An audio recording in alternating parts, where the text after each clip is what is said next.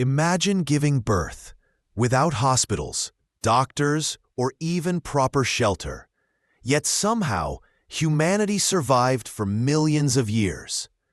No sterile rooms, no painkillers, no surgical interventions. Only raw nature, the strength of the human body, and the unbreakable will to bring new life into a dangerous world. This is the untold story of how prehistoric mothers gave birth, and how, against all odds, we are here because they endured.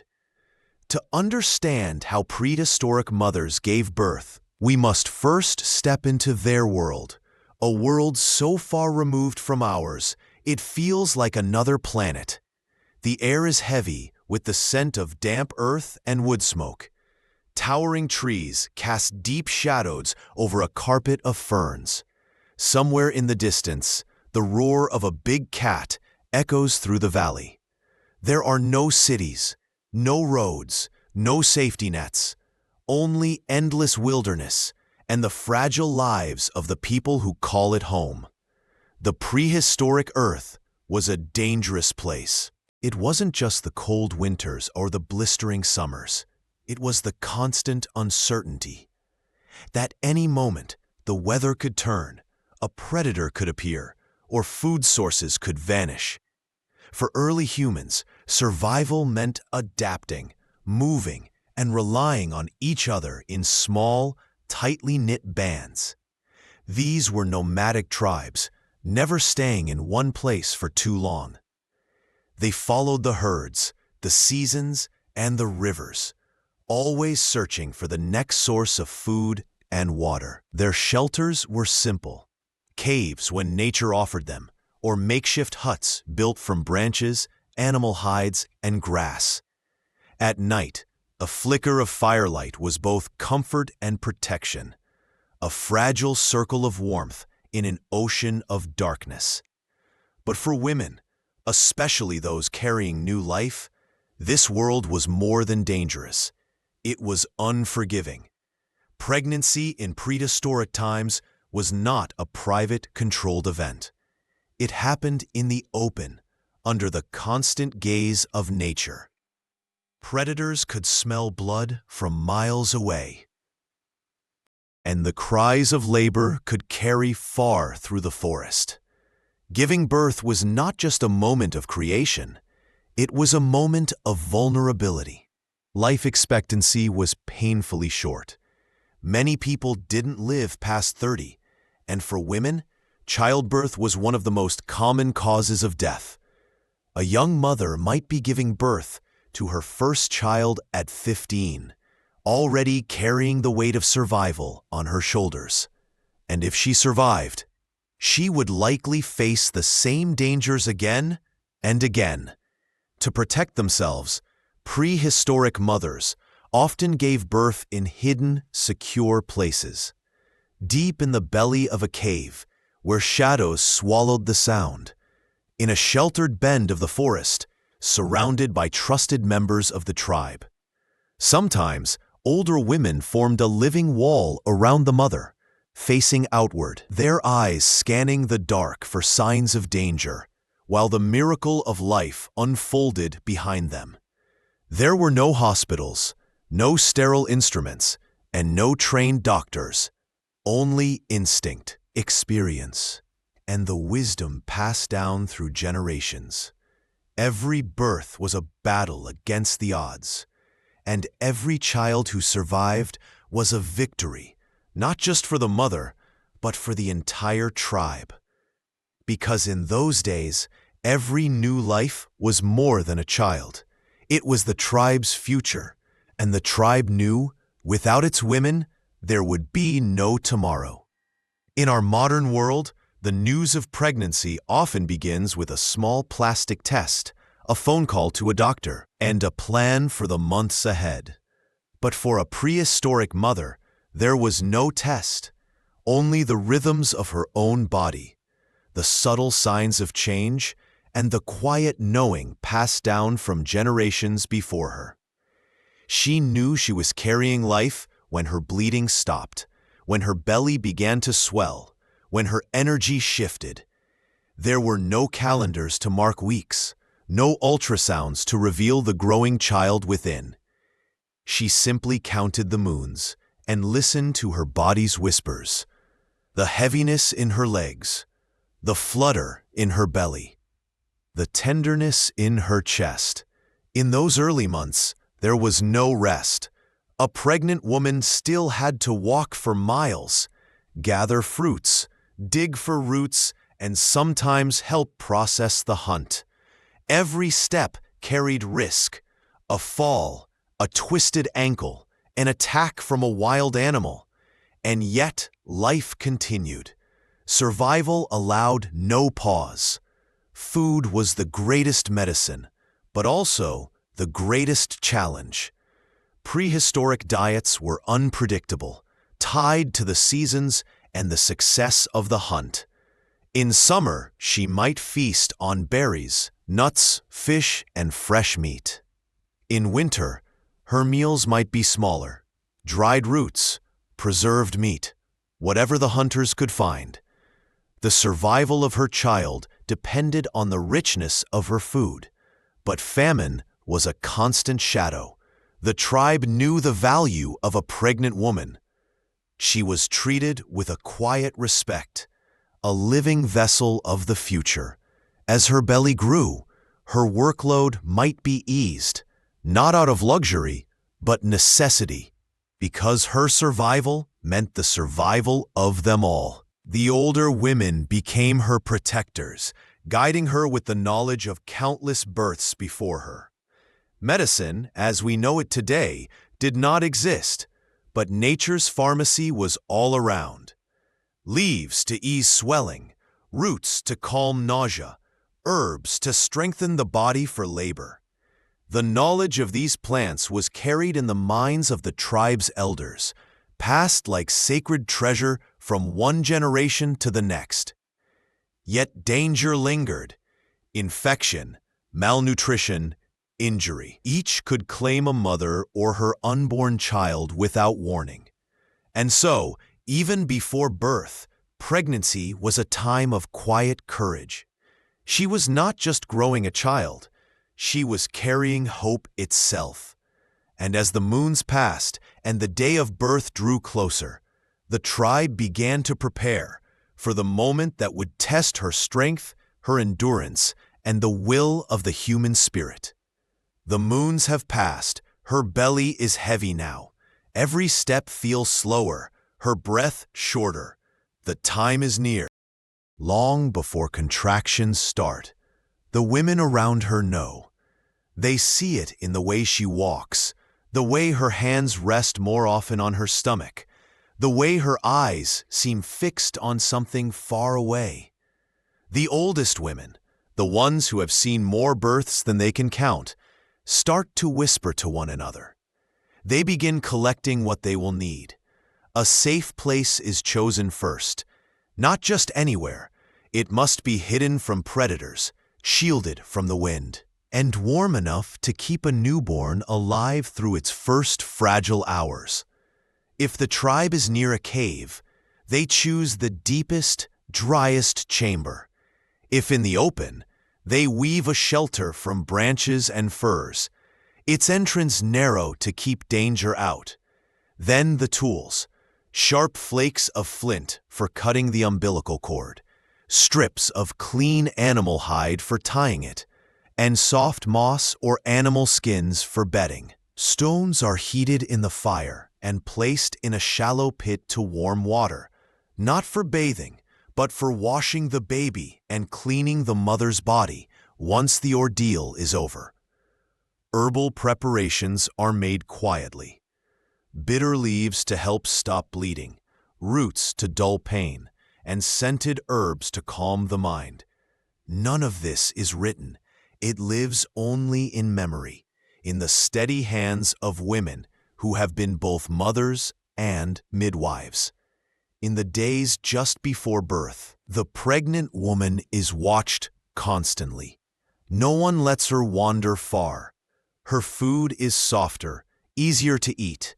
Sometimes she is given small gifts, a carved bead, a feather, a polished stone, symbols of good fortune for the child she is about to bring into the world.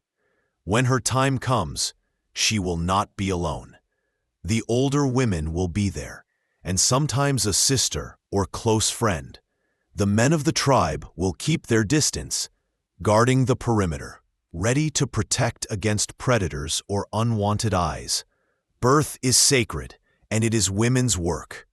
There is no concept of due date. Labor begins when it begins, sometimes in the dead of night, sometimes under the golden glow of a rising sun.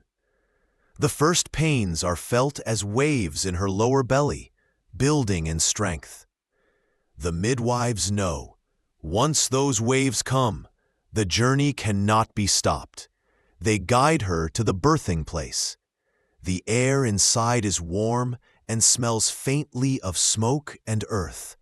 Shadows dance on the walls from a small fire, casting flickering shapes like ancient spirits watching over the scene. She kneels, or squats, or leans into the arms of another woman, whichever position her body demands. Everything is ready. The tribe waits, the world outside unaware that inside this small circle, the future is about to arrive. The air is thick with anticipation. Outside, the forest sleeps under a canopy of stars. Inside the birthing place, the fire crackles softly, its glow painting the faces of the women gathered around her. The moment has come. Her breathing is fast now, not from fear, but from the waves of pain that roll through her body. Each one is stronger than the last, pulling her deeper into the primal work of birth. Her hands grip fur or stone, her eyes squeezed shut as she rides the rhythm nature demands. There are no doctors here, no sterile gloves, no anesthesia. Only the wisdom of the women who have done this before, their hands steady, their voices low and soothing. They speak to her not with instructions, but with encouragement, telling her she is strong, she is capable, she is bringing life into the world, just as their mothers and grandmothers did before them. Sweat glistens on her skin. She changes positions as her body tells her, sometimes squatting to let gravity help, sometimes on her knees, leaning forward into the arms of a sister. Every muscle in her body works in unison, pushing, straining, fighting to open the passage for the child. The pain is sharp, but it is not meaningless. It is the price humanity has always paid for new life. And in this moment, she is both warrior and creator. The midwives watch closely. One kneels between her legs, hands ready to catch the child as it emerges. Another wipes her forehead with a damp cloth of moss, whispering courage in her ear. Outside, a man of the tribe throws another log on the fire, not knowing if the flames he feeds will be the ones to warm his newborn child. Then, a shift. A different cry from the mother, a sound that every woman here knows. The baby is coming. The midwife's hands move with practiced precision. The head crowns, slick with fluid. Then the shoulders. Then the rest of the small, wriggling body slips into the world. For a heartbeat, there is only silence. And then, a cry. Thin, sharp, and alive. Relief floods the space. The baby is lifted to the mother's chest, skin to skin. The warmth of her body, the first blanket it will ever know.